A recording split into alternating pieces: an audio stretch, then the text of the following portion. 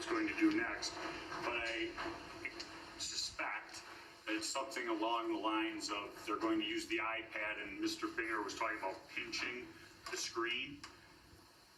iPads, which are made by Apple, have artificial intelligence in them that allow things to be viewed through 3 dimensions and logarithms. Logarithms, I don't understand it all either.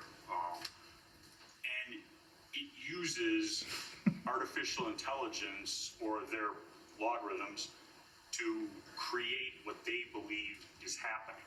So this isn't actually enhanced video. This is Apple's iPad programming, creating what it thinks is there, not what necessarily is there. And I don't know what's going to happen, but we had this video enhanced. We have testimony regarding it. And this is one of the topics that came up. I asked my expert, I said, do you know of anything that does something like that? Because that was when Detective Antaramian testified about pinching his telephone. And that's what I was told. And that's where I think this is going. And I don't think that it's appropriate. It's wrong. Mr. Binger?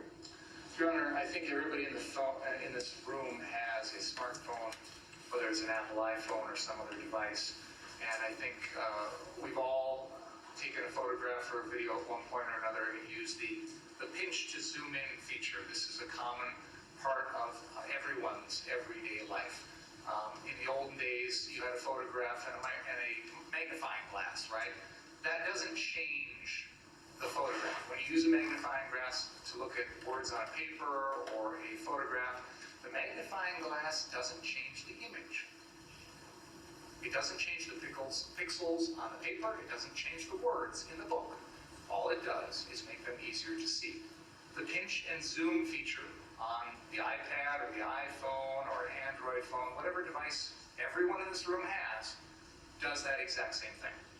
Now, if counsel has an expert who will say that this is unreliable or distorting the image or something along those lines, even though this is something everybody in this room has done with countless videos and photos throughout the last 10 years of our lives here, this is a fact, this is a feature of everyday life in America.